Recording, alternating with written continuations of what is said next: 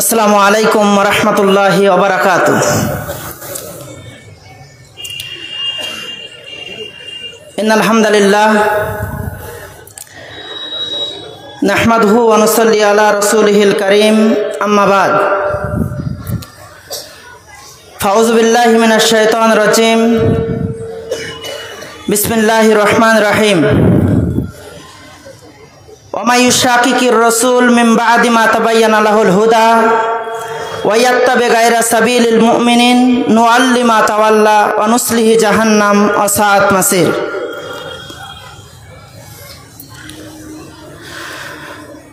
Shamsherganj block কর্তৃক আয়োজিত জমিয়াতে আহলে হাদিস পশ্চিম বাংলার উদ্যোগে অত্র ব্লকের সহযোগিতায় এই যে সুন্দর মনোরম পরিবেশ, এই ব্লক সম্মেলনের নির্বাচিত সভাপতি মহাশয়, নির্ধারিত আলোচকগণ এবং আমার সামনে বসে থাকা, সত্য বলতে মনে হচ্ছে যেন ঘোড়ারা সালাফিয়া মাদ্রাসার জলসাতে আজকে দাঁড়িয়েছে অনেকদিন পর। প্রশংসা আল্লাহ সুবহানাহু ওয়া তাআলার নিমিত্তে যে মহান রব্বুল আলামিন আমাদেরকে সুন্দর প্রোগ্রামে উপস্থিত হওয়ার তৌফিক দান করেছেন। দরুদ ও সালাম বর্ষিত হোক বিশ্ব মানবতার মুক্তির দূত বিশ্বনবী জনাবে মুহাম্মদ রাসূলুল্লাহ সাল্লাল্লাহু আলাইহি ওয়াসাল্লামের উপরে। আমরা সকলেই বলি আল্লাহুম্মা সাল্লি আলাইহি, আল্লাহুম্মা বারিক আলাইহি, আল্লাহুম্মা আমিন। আজকে আমার যে বিষয় নির্ধারণ করা হয়েছে, আমি একেবারে হামদ ও সানার সংক্ষিপ্ত রূপ পেশ করেছি। এই জন্য বিষয়টা অনেক লম্বা। দ্বীনি খিদমতে সালাফদের ভূমিকা, কোথা থেকে শুরু করব আর কোথায় শেষ করব। আল্লাহ নবী জনাবে মুহাম্মদ রাসূলুল্লাহ সাল্লাল্লাহু আলাইহি সাল্লামের বাস্তব জীবন, সাহাবা কেরামরা আল্লাহ নবী সাল্লাল্লাহু আলাইহি সাল্লামের রেখে যাওয়া পথ পদ্ধতিকে প্রচেষ্টার মাধ্যমে যেমন উম্মতের কাছে পৌঁছেছেন, সেটা খিদমত।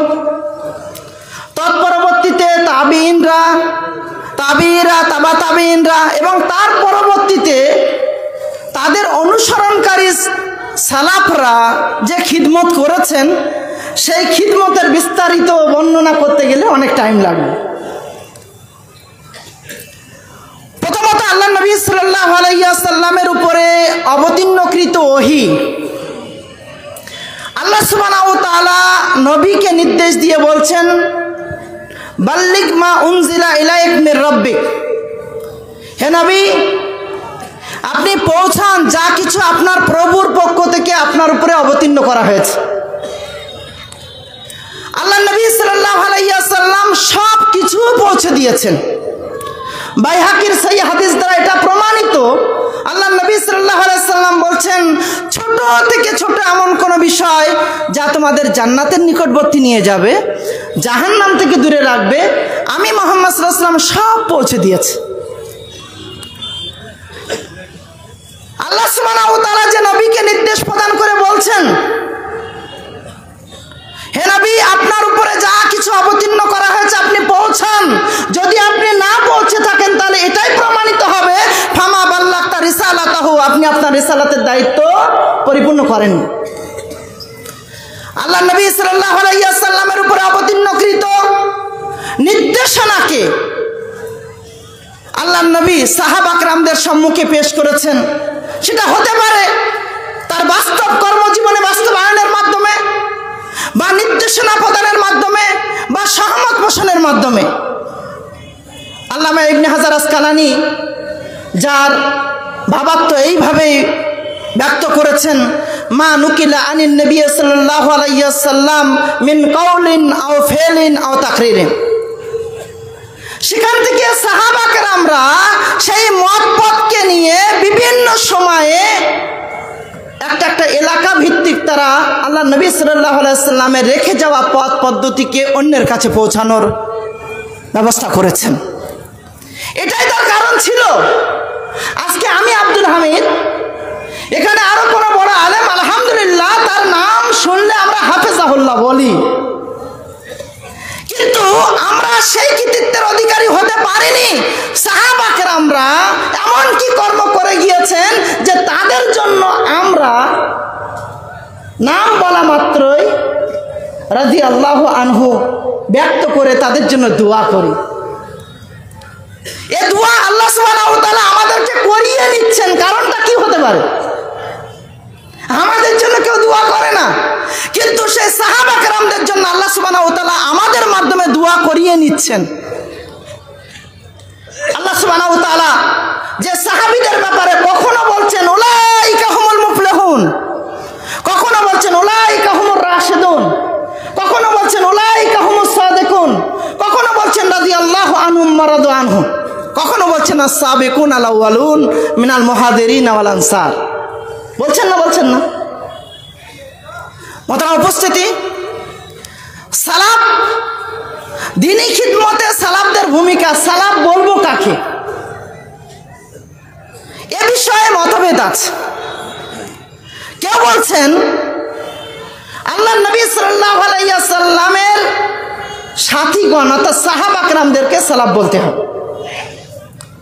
কেউ কেউ বলছেন সাহাবা কেরাম এবং তাবিঈদের যৌথভাবে সালাফের মধ্যে নিযুক্ত করতে হবে।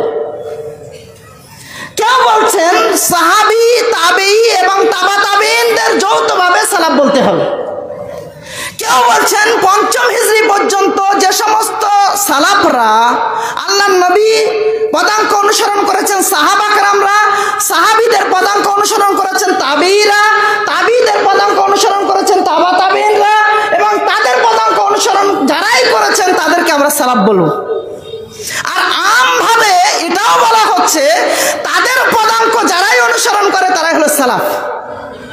যেমনি ভাবে আমি পবিত্র কোরআন মাজিদের একটি সূরার এক অংশ পড়েছি, ওমা ইউশাকিকির রাসূল মিন বাদি মা তাবায়ানা লাহুল হুদা।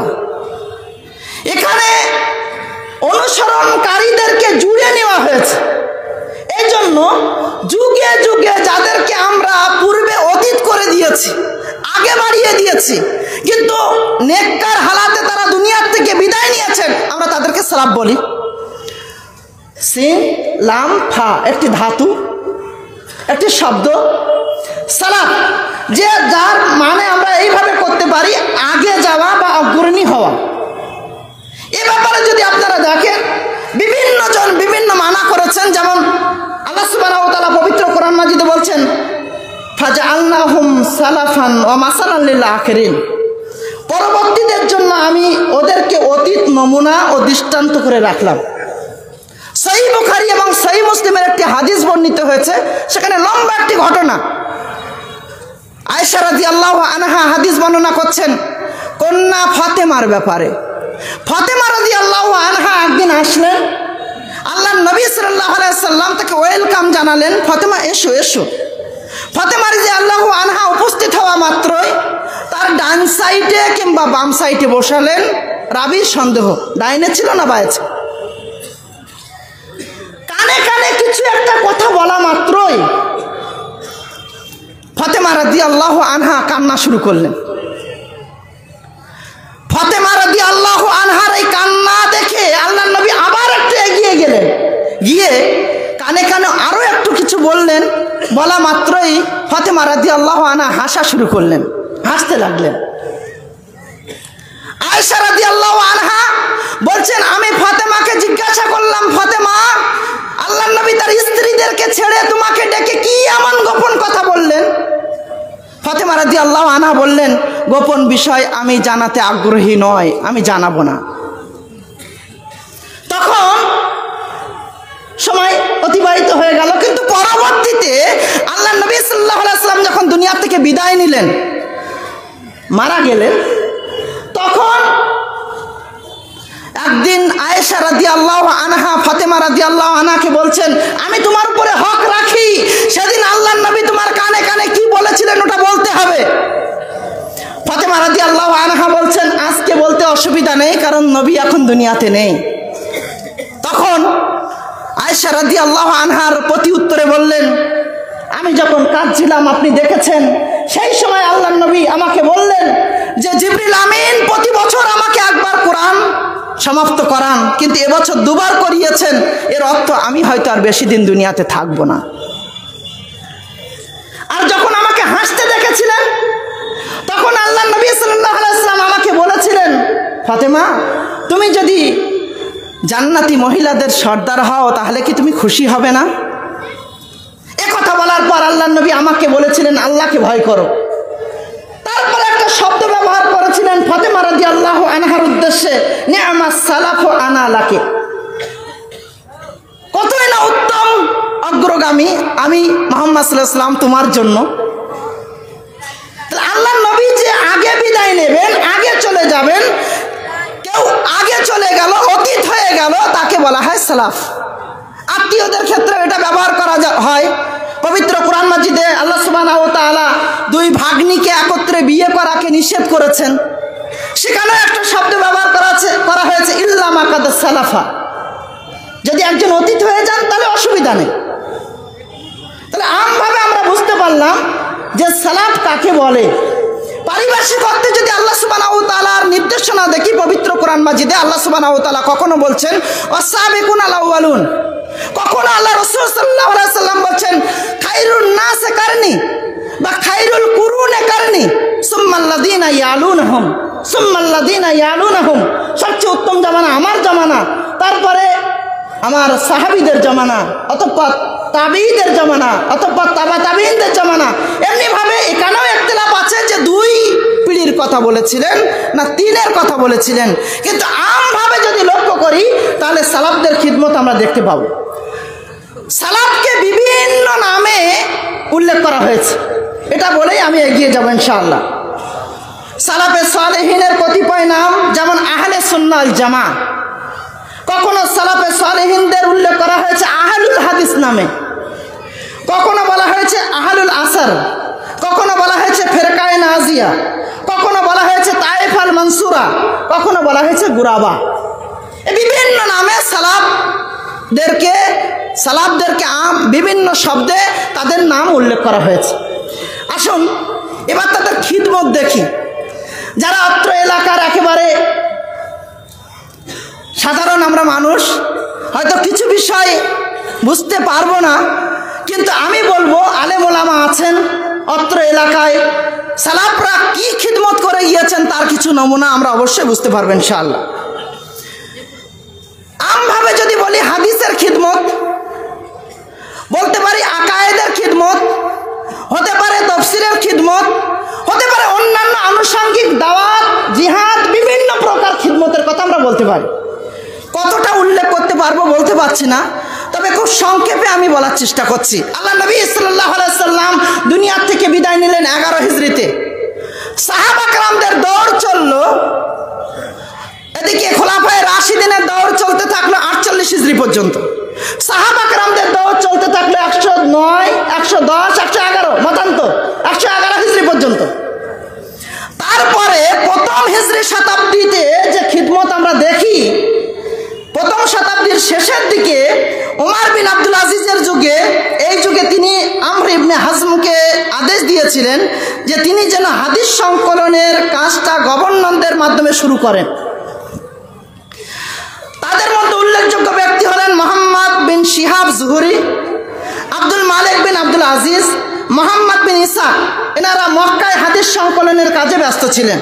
অন্যদিকে মালিক বিন আনাস মদিনাতে, সাইদ বিন অরুবা ও হাম্মাদ বিন সালামা বাসরাতে, সুফিয়ান সৌরি কুফাতে, আরও কিছু মুহাদ্দিসগণ সে যুগে বিভিন্ন জায়গায় হাদিস সংকলনের কাজ করেছেন।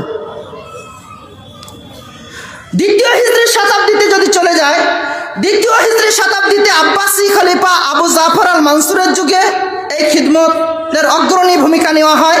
যখন তিনি ইমাম মালিকের কথা জানতে পারলেন, তখন তাকে একটি গ্রন্থ রচনা করার কথা বিশেষভাবে তাকিদ দিয়ে বললেন, যে গ্রন্থটি মানুষের উপকারে আসবে। তখন ইমাম মালিক 40 বছর ব্যয় করে মুয়াত্তা ইমাম মালিকের মাজমুয়া তৈরি করলেন, সংকলন করলেন। তৃতীয় হিজরি শতাব্দীতে যদি তাদের খিদমত দেখি, আমাদের মনে রাখতে হবে যে প্রথম ও দ্বিতীয় শতাব্দীতে শুধুমাত্র সংকলন ও একত্রিতকরণে সীমাবদ্ধ ছিল, কিন্তু তৃতীয় শতাব্দীতে সংকলনের পাশাপাশি 3 রকমভাবে গ্রন্থ আকারে রচনা করা হয়। 1 নম্বর আকারে। মুসনাদের মধ্যে উল্লেখযোগ্য হলো মুসনাদে আহমদ, মুসনাদে আবি আলা। দ্বিতীয় হলো জামে আকারে, জামের মধ্যে উল্লেখযোগ্য হলো জামিউ সহিহ ইমাম বুখারী, বা এমনিভাবে সহিহ মুসলিমের জামেটাও আমরা ওখানে রাখবো। তৃতীয় হলো সুনান আকারে, সুনান আকারে বিশেষভাবে উল্লেখযোগ্য হলো সুনানে আবি দাউদ, সুনানে নাসাই, সুনানে ইবনে মাজাহ, আরও কিছু উল্লেখযোগ্য হাদিসের বই। আর 3 প্রকার সংকলনের ধরন ছিল বিষয়ভিত্তিক, অর্থাৎ প্রত্যেক গ্রন্থকে সাজানো হয়েছিল বিষয়ভিত্তিক। কখনো কিতাবুস সালাহ, কখনো কিতাবুস সিয়াম, কখনো কিতাবুস যাকাত ইত্যাদি ইত্যাদি ইত্যাদি নামকরণ। এটা ছিল তৃতীয় হিজরি খ্রিস্টাব্দ পর্যন্ত। তারপরে যদি আমরা দেখি সালাফদের পথ হিসাবে যদি আরো এগিয়ে যায়, তখন আমরা বুঝতে পারবো দুটো ভাগে আমরা এটাকে ভাগ করতে পারি। একটা হলো শাহ অলিউল্লাহ মুহাদ্দিস দেহলভির পূর্ব যুগ, আর একটা হলো শাহ অলিউল্লাহ মুহাদ্দিস দেহলভির পরবর্তী যুগ। আজকে যত আলেম ওলামা আছেন, প্রত্যেক আলেম ওলামা হাদিসের ব্যাপারে রাসূল সাল্লাল্লাহু আলাইহি ওয়াসাল্লাম পর্যন্ত সনদ পৌঁছানোর ক্ষেত্রে মিয়াঁ নাজির হোসেন মুহাদ্দিস দেহলভি বা মাওলানা ইসহাক আল্লামা ইসহাক দেহলভি বা শাহ অলিউল্লাহ মুহাদ্দিস দেহলভি পর্যন্ত নিজের সনদকে নিয়ে যেতে চায় রাসূল সাল্লাল্লাহু আলাইহি ওয়াসাল্লাম পর্যন্ত সনদের প্রমাণ দেওয়ার জন্য। তো আমরা শাহ অলিউল্লাহ মুহাদ্দিস দেহলভির পূর্ব যুগকে ধরতে পারি বা শাহ অলিউল্লাহ মুহাদ্দিস দেহলভির পরবর্তী যুগকে ধরতে পারি। যদি পূর্ব যুগ ধরি তাহলে সেখানেও দেখতে পাবো 380 হিজরিতে আবু আব্দুল্লাহ মুহাম্মদ আল মাকদেসি বলে একজন ব্যক্তি, যিনি কেরালের সিন্ধ প্রদেশে মানসুরা নামক একটি জায়গাতে পরিব্রাজকের ভূমিকা নিয়ে সেখানে এসেছিলেন দিনের কিছু দাওয়াতের জন্য। তিনি সেখানে গিয়ে এমন কিছু ব্যক্তিদেরকে দেখলেন, তারা একমাত্র কোরআন আর সুন্নাহর অনুসারী ছিলেন, কোরআন আর সুন্নাহ মেনে চলতেন। এক কথায় বলা যেতে পারে তারা ছিলেন আহলুল হাদিস। আর সেই আহলুল হাদিসরা বা সালাফরা সেখানে দিনের খিদমত করে একদল মানুষের সঠিক জায়গায় তাদেরকে অটল রেখেছিলেন। এমনিভাবে যদি দেখেন, হাদিস শাস্ত্রের একজন বিখ্যাত রাবি যার নাম হলো কুতাইবা বিন সাঈদ আল বাগলানি। কুতাইবা বিন সাঈদ আল বাগলানি যিনি উপমহাদেশে একজন বিখ্যাত রাবি, যার কাছ থেকে ইমাম নাসাই ছাড়া প্রত্যেকটা হাদিস গ্রন্থ যার কাছ থেকে হাদিস বর্ণনা করেছেন। এমনকি ইমাম বুখারী তার কাছ থেকে 308টি হাদিস বর্ণনা করেছেন। তাহলে এখানে আমরা দেখতে পাই যে অন্যান্য দেশের খিদমতের কথাও যদি আমরা উল্লেখ না করি, আমাদের দেশে পরবর্তী সালাফ হিসাবে মানে যারা অনুসরণ করে আসা আমাদের সালাফ, তাদেরও যদি দেখি তাদের অসংখ্য খিদমত বিদ্যমান। এমনিভাবে যদি দেখেন 577 হিজরির দিকে ইমাম সাগানি, তার একটি গ্রন্থ ছিল মাশারিকুল আনোয়ার। ইমাম বুখারী আর ইমাম মুসলিমের হাদিস গ্রন্থকে একত্রিত করে একটি হাদিসের রূপ দিয়েছিলেন, একটা মাজমুয়ার রূপ দিয়েছিলেন, যার নাম হলো মাশারিকুল আনোয়ার। এখানেই শেষ নয়, তার আরো একটি খিদমত ছিল মাজমাউল বাহরাইন, যেটা আরবি ভাষার কঠিন কঠিন ডিকশনারি হিসাবে ব্যবহার করা হয়েছিল। শেখ হুসামউদ্দিন, তার খিদমত ছিল কানজুল উম্মাল, ভারতের জৈনপুরে যার বসবাস ছিল। ইমাম সুয়ুতির লেখা আল জামিউল কাবির আর জামিউস সাগীর, অত্র দুটি বইকে একত্রিত করে অধ্যায় রূপে রচনা করেছিলেন এই কানজুল উম্মালের মাধ্যমে। এমনিভাবে বিখ্যাত একজন সালাফ যার নাম তাহের পাটনি, তার লিখিত বই তাজকিরাতুল মাওজুআত, যেখানে জাল এবং যায়ীফ বর্ণনাগুলো তিনি উল্লেখ করেছেন। তার আরো একটি খিদমত ছিল আল মুগনি, যেখানে রাবির নামগুলো কঠিনভাবে উল্লেখ করেছেন। এখানে তার আরো একটি খিদমত ছিল মাজমাউ বাহরিল আনোয়ার, যেখানে তিনি কঠিন কঠিন কোরআন মাজিদের শব্দগুলোকে একত্রিত করেছেন। আরো অনেক আছে, মাওলানা আহমদ সিন্ধি থেকে নিয়ে আরো লম্বা ঘটনা, ওদিকে যাচ্ছে না। শাহ ওলিউল্লাহ মুহাদ্দিস দেহলভি, যাদেরকে আপনারা জানেন, শাহ ওলিউল্লাহ মুহাদ্দিস দেহলভির কয়েকটা ঘটনা বলবো। আমাদের সালাফ হিসাবে, পরবর্তী যুগের সালাফ হিসাবে, যারা সালাফে সালেহিনদের অনুসরণ করে বিতারতিব আমাদের কাছে দিন দিয়ে গিয়েছেন। শাহ ওলিউল্লাহ মুহাদ্দিস দেহলভি, যিনি 1703 খ্রিস্টাব্দে জন্মগ্রহণ করেন এবং 1761 মতান্তরে 62 খ্রিস্টাব্দে মৃত্যুবরণ করেন। শাহ ওলিউল্লাহ মুহাদ্দিস দেহলভি 1732 খ্রিস্টাব্দে মক্কাতে হজ করতে গিয়েছিলেন। মক্কায় তো হজ করতে গিয়েছিলেন নাকি? কথা। আর এ কথাটা এইভাবে কেন বলছি, শাহ ওলিউল্লাহ মুহাদ্দিস দেহলভী সেদিন যে আকীদায় বিশ্বাসী ছিলেন, সেই আকীদায় কলা রাসূলুল্লাহর ভাবধারাটা তখন ছিল না। তিনি যখন মক্কাতে হজ করতে গিয়েছেন, তখন দেখছেন যে মক্কার বিভিন্ন মসজিদে হারামের বিভিন্ন খুঁটি বা খাম্বার গোড়াতে এক একজন শায়েখ দার্স দিচ্ছেন। এখনো যারা উমরা বা হজ করতে যান বা মাশায়েখরা আছেন, মাশায়েখরা জানেন যে মক্কা বা মদিনার বিভিন্ন যে খাম্বাগুলো থাকে তার পাশে দেখবেন চেয়ার নিয়ে এক একজন শায়েখ দার্স দিয়ে থাকেন। তো শাহ ওলিউল্লাহ মুহাদ্দিস দেহলভী যখন সেখানে গেলেন, তখন একজন শায়েখ যার নাম আবু তাহের মোহাম্মদ বিন ইব্রাহিম কুর্দি মাদানী রাহিমাহুল্লাহ দেখলেন তিনি বারবার বলছেন কলা রাসূলুল্লাহ সাল্লাল্লাহু আলাইহি ওয়াসাল্লাম। এখন একটু অবাক হয়ে, একটু আতঙ্কিত হয়ে শাহ ওলিউল্লাহ মুহাদ্দিস দেহলভী থমকে দাঁড়ালেন। কি ব্যাপার, কলা রাসূলুল্লাহ আবার কি জিনিস? তিনি ওখানে স্তব্ধ থাকলেন না, বরং তার শায়েখের দিকে এগিয়ে গিয়ে তার দার্সে বসলেন। কলা রাসূলুল্লাহ, এ কথাটা শুনে তার কাছে বড় আশ্চর্য মনে হলো এবং ভালোও লাগলো যে আল্লাহ রসুল বলেছেন। কিন্তু তিনি দার্সের শেষে বলছেন, শায়েখ আমি তো উপমহাদেশ থেকে যখন এসেছি আমি সেখানে কলা রাসূলুল্লাহ শুনিনি। আমি কখনো শুনেছি কলা আবু হানিফা, কখনো শুনেছি কলা মালিক, কখনো শুনেছি কলা আহমদ ইবনে হাম্বল, কখনো শুনেছি কলা শাফি, কখনো শুনেছি কলা জুফর, কখনো শুনেছি কলা ইয়াকুব, কখনো শুনেছি কলা ইউসুফ, বিভিন্ন নাম শুনেছি কিন্তু কলা রাসূলুল্লাহ শুনিনি। 14 মাস শায়েখের দার্সে বসে থাকলেন। 14 মাস পরে তিনি হাদিসের বাণী নিয়ে উপমহাদেশে আসলেন এবং হাদিসের খিদমত করা শুরু করলেন। তার লিখিত বই মুয়াত্তা, যার সারা করেছেন ফার্সিতে এবং আরবিতে, সেটা আজও বিদ্যমান। এমনিভাবে যদি তার পরবর্তী দেখেন, তার সন্তানদেরকেও তিনি বিশেষভাবে নসিহত করেছেন। শাহ আব্দুল আজিজ মুহাদ্দিস দেহলভী বা শাহ ইসহাক দেহলভী। শাহ ইসহাক দেহলভী থেকে দুটো পাঠ বেরিয়ে যাচ্ছে। শাহ ইসহাক দেহলভী দুইজন ছাত্র, একজন ছাত্র হলেন মিয়া নাজির হোসেন মুহাদ্দিস দেহলভী, আর একজন হলেন আব্দুল গনি আল মুজাদ্দিদি।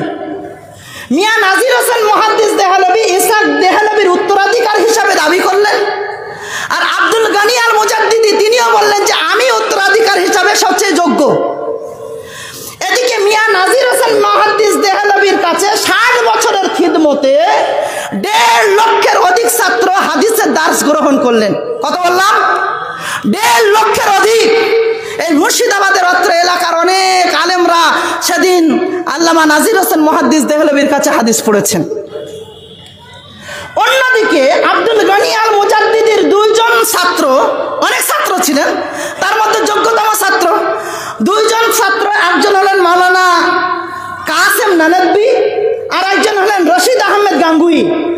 কাসেম নানভী এবং রশিদ আহমেদ গাঙ্গুই তারা 2 জন মিলে দেওবন্দ প্রতিষ্ঠা করলেন। সেদিন দেওবন্দ প্রতিষ্ঠা করার অন্যতম চিন্তন এটাই ছিল শাহ ওলিউল্লাহ মুহাদ্দিস দেহলভীর চিন্তনকে বাস্তবায়ন করা, কিন্তু সেটা হয়নি। আর এই চিন্তনের বাস্তবায়ন হবে বলে সানাউল্লাহ অমৃতসরীর মতো ইলমি শখসিয়াতরা সেই প্রতিষ্ঠানে কিন্তু ভর্তি নিয়েছিলেন। অন্যদিকে আল্লামা নাজির হোসেন মুহাদ্দিস দেহলভীর ছাত্র সংখ্যা কত বলেছি? 1.5 লক্ষ। কথিত আছে আল্লামা নাজির হোসেন মুহাদ্দিস দেহলভীর এই খিদমতের কারণে 2 মিলিয়ন অর্থাৎ 20 লক্ষ মানুষ তারা শিরক এবং বেদাত ত্যাগ করে কোরআন সহিহ সুন্নাহ সায়াতালকে গ্রহণ করেছিলেন। আল্লামা নাজির হোসেন মুহাদ্দিস দেহলভীর বিখ্যাত 2-4টি ছাত্রের কথা বলে শেষ করব, কারণ টাইম শেষ হয়ে গিয়েছে। আল্লামা নাজির হোসেন মুহাদ্দিস দেহলভীর বিখ্যাত ছাত্রদের মধ্যে অন্যতম একজন হলেন মাওলানা আব্দুর রহমান মুবারকপুরী, যার লিখিত জামে তিরমিজির আরবি সারা হলো তোহফাতুল আহওয়াজি। আজ পর্যন্ত আরবি ভাষাতে তোহফাতুল আহওয়াজির বিকল্প কোনো গ্রন্থ তৈরি হয়নি। শুধু এই খিদমতই ছিল না, আব্দুর রহমান মুবারকপুরীর আরো একটি খিদমত হলো যখন আল্লামা ইবনে হাজার আসকালানির পড়ানো হয় নিচের ক্লাসে বুলুগুল মারাম মিন আদিল্লাতিল আহকাম। এই বুলুগুল মারাম মিন আদিল্লাতিল আহকাম যখন পড়ানো শুরু হলো, তখন বিদাতীদের মাথা আর ঠিক থাকলো না। বিদাতীরা এটাই বলা শুরু করলো যে এরা তো নিচের ক্লাসে যে বই পড়া শুরু করেছে সব আমাদের বিরোধী হয়ে যাবে। তখন মাওলানা নিম্বি তিনি একটি বই লিখলেন আসারুস সুনান। তাতে নিজেদের মতামত, নিজেদের উল্লেখ করা জাল ও জয়ীফ হাদিস উল্লেখ করে একটা বইয়ের রূপ দিলেন, মাজমুয়ার রূপ দিলেন, আর সেটাকে পড়ানোর জন্য চিন্তন নিলেন। তার বিরুদ্ধে সেদিন আমাদের সালাফ ছিলেন রায়, তার বিরুদ্ধে আল্লামা আব্দুর রহমান মুবারকপুরী, যিনি তোহফাতুল আওয়াজিল লেখক, তিনি তার রাদ্দে বই লিখলেন আফকারুল মিনান ফি নাকদে আসারিস সুনান। এটা লেখার পর আজ পর্যন্ত বুলুগুল মারাম মিন আদিল্লাতিল আহকামের বিকল্প কোনো বই তারা আজ তাদের দার্সে শামিল করতে পারেনি। যদি দ্বিতীয় ছাত্র দেখি শামসুল হক আজিমাবাদী, তার একটা লিখিত বই ছিল গায়াতুল মাকসুদ, 32 খণ্ডে লেখা।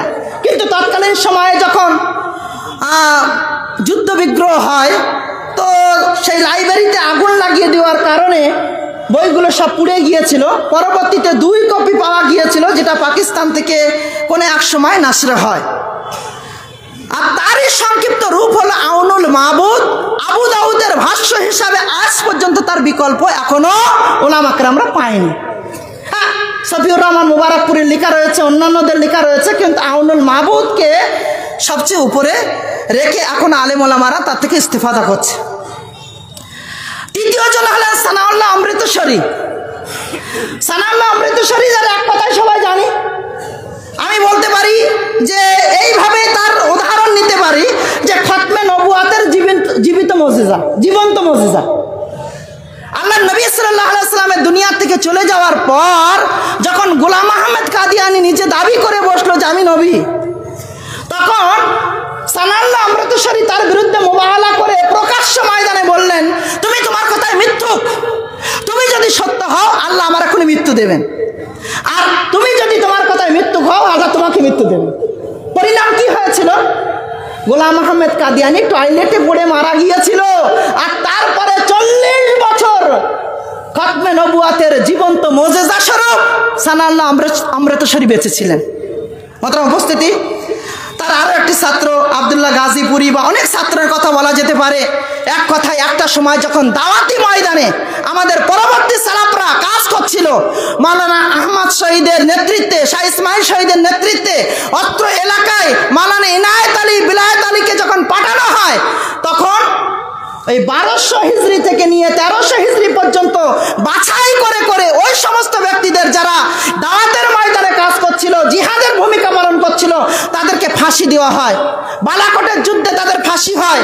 এবং পরবর্তীতেও দেখা গিয়েছে যে ইসমাইল শহীদের উত্তরসূরি হিসাবে যখন তিতুমির কাজ করেছে, তখন তার 5000 সহকর্মীকে ফাঁসির কাস্টে ঝুলানো হয়েছে। এমন অনেক লম্বা ইতিহাস, আকিদাগত খিদমত, তফসিরগত খিদমত। আল্লাহ চাইলে ইনশাআল্লাহ এই মওজুটাই বিত্তাতিব জুমার খুতবাতে আমরা পেশ করব। আল্লাহর কাছে দোয়া করছি আল্লাহ যেন তৌফিক দান করেন। আজকে এই শামশেরগঞ্জ ব্লকের এই যে ব্যবস্থাপনা আমি দেখে অত্যন্ত মুগ্ধ হয়েছি, এবং আলেম ওলামা কেরামদেরকে একেবারে সাজানো গুছানো বিষয় দিয়ে মানুষের উপকারে, মানুষের কল্যাণের কথা ভেবে এই সুন্দর যে ব্যবস্থাপনা করেছেন তার জন্য সাধুবাদ জানাচ্ছি। আল্লাহর কাছে দোয়া করছি আল্লাহ এই প্রচেষ্টাকে তুমি কবুল করো, আমিন। মোহতারাম উপস্থিতি, আপনাদের উদ্দেশ্যে, সাধারণের উদ্দেশ্যে বিনীতভাবে অনুরোধ করব, আমি অন্যান্য জায়গাতেও বলেছি আর আজকে বলছি, ভাইরাল দিয়ে ইসলাম বেঁচে ছিল না, থাকবে না। ইসলাম যদি বাঁচাতে হয় আহলে ইলমের পিছনে থাকতে হবে, যারা ইলমে ওয়ালা তাদের পিছনে থাকতে হবে। এই বইগুলো যদি আমাদের পূর্ববর্তী সালাফ না রেখে যেতেন, ইসলামের অস্তিত্ব থাকতো না। তাই বিনীতভাবে অনুরোধ করি, ভাইরাল দিয়ে ইসলাম ইসলাম বেঁচে থাকবে না। ইসলাম যদি বাঁচাতে হয় আহলে ইলমের পদাঙ্ক অনুসরণ করে চলতে হবে। আল্লাহ তুমি সেই তৌফিক দান করো। সর্বশেষ এই সুন্দর প্রোগ্রামের জন্য নিজেকে ধন্য মনে করছি যে আমার মতো একটা তালিব ইলমকে সুযোগ করে দেওয়া হয়েছে। আমি দোয়া করছি আল্লাহ সকলকে কবুল করুন, আমিন। এবং ঘোড়ারা সালাফিয়া মাদ্রাসাতে যাওয়ার দাওয়াত দিচ্ছি। 23শে ফেব্রুয়ারি মাশায়েখরা সবাই থাকবেন ইনশাআল্লাহ। একটা বড় সেমিনার হবে, আপনারা সবাই যাবেন 23শে ফেব্রুয়ারি। আসসালামু আলাইকুম।